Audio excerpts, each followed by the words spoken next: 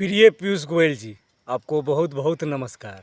आपने जो बिहार का अपमान किया है उसके लिए हम आपको तहे दिल से प्रणाम करते हैं। आप बिहारी के बारे में नहीं जानते शायद पीयूष गोयल जी। बिहारी वही है जो उड़ती हुई चिड़िया को हल्दी लगाना जानता है। आप क्या जानते हैं? आप बिहार के बारे में क्या जानते हैं पीयूष गोयल जी? आपने जिस तरीके से बिहार और बिहारियों का अपमान किया है ये सब बर्दाश्त करने लायक नहीं।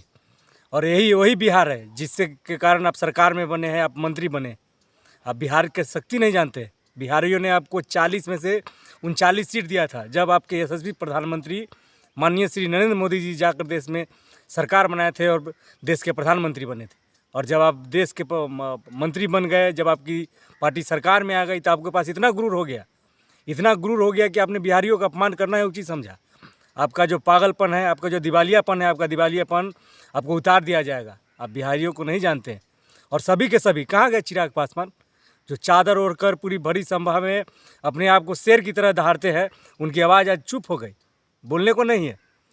मैं बताता हूँ क्या हुआ कि कल सांसद में एक बात हो रही थी जब पीयूष गोयल जी को बैठे हुए थे। उस समय बिहार के राजद के जो राज्यसभा सांसद है श्री मनोज कुमार झा जी, वो अपना भाषण दे रहे थे।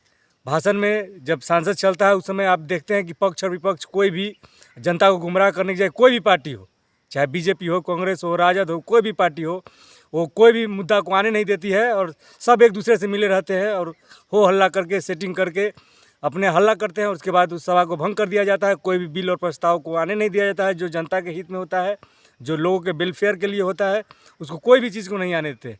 वाकया वही हुआ कि जब मनोज झा जी जो बिहार के राजद के सांसद है वो बोल रहे थे, इसी दौरान पीयूष गोयल ने एक ऐसी बात कही जो हमें अपने आप पर शर्म आने लगा। हम शर्मनाक हो गए, हमारा सर शर्म से झुक गया और सोचने को मजबूर हो गए। हम जानते हैं कि बिहार पिछड़ा है।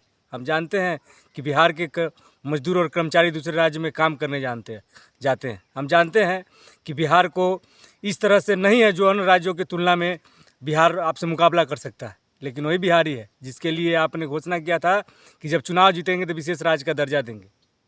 पहले बात बताते हैं हम राज्यसभा में क्या हुआ। जब मनोज झा जो आरजेडी के सांसद है वो बोल रहे थे, उस समय हल्ला गुल्ला हुआ और हल्ला गुल्ला होने के दौरान पीयूष गोयल ने बोला कि आप लोग चुप हो जाइए, इसको भी बिहार बना दीजिएगा क्या।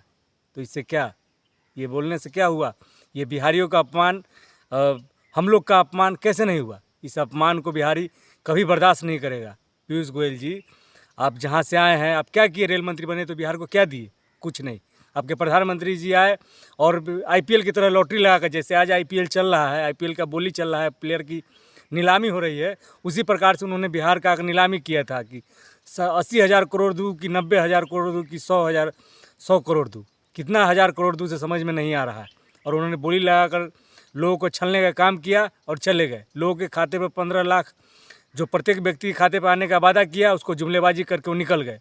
तो क्या बिहार को जो पटना यूनिवर्सिटी है उन्होंने उसको दर्जा नहीं दिया, लोगों को रोज़गार नहीं मिल रहा है, लोग चारों तरफ व्यथित है। नौकरी करने के लिए मजदूर, पढ़े लिखे लोग मजदूरी का नौकरी करने दूसरे राज्यों में जा रहे हैं।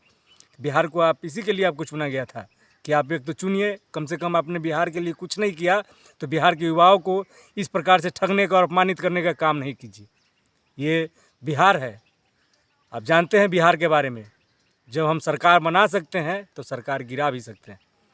39 सांसद आउट ऑफ 40 सांसद का जो पिछला सत्र 2019 में जब चुनाव हुआ था तो 40 जो लोकसभा सीट है उसमें से 39 सांसद को भेजने का काम किया था बिहार से। और बिहार के सारे सांसद एक से एक पहलवान, सब कहाँ, सब के सब माद में छुपे हुए हैं। किसी के लिए बिहार का जो इतना बड़ा अपमान हुआ है उसके मुँह से कोई स्टेटमेंट नहीं ले रही। लेकिन इस वक्त अब आने वाला है, समय आने वाला है और जनता को आप जानते हैं, खासकर बिहारियों को, बिहारी काफ़ी इमोशनल होता है। आपके लिए जान भी दे सकता है और आपके लिए कुछ भी कर सकता है। लेकिन जब उसके सिद्धांत के साथ, जब उसके प्रतिष्ठा के साथ, जब उसके विचार के साथ, जब किसी प्रकार का आप खेल खेलिएगा, उस खेल को बिहारी बर्दाश्त नहीं करेगा। तो ये आने वाला वक्त में आप लोग सावधान हो जाइए और इस प्रकार के जो भाषण लिए इसके लिए आपको माफ़ी मांगना होगा। नहीं तो पूरा विश्व इस पर बिहारी लोग हैं, बिहारी छात्र हैं, बिहार के लोग हैं। और नेताओं को तो छोड़ दीजिए, कोई भी नेता बोलने को तैयार नहीं है। नेता को इस पे बोलना चाहिए जिसको लोगों ने चुन कर भेजा है। और इस प्रकार का जो शब्द है उसको वापस लेना चाहिए, माफ़ी मांगनी चाहिए, तभी ये बिहार समझेगा। तत्काल आज के लिए इतना ही। मैं प्रशांत भरत यादव, न्यूज़ माफिया के लिए। जय हिंद, जय भारत, जय बिहार।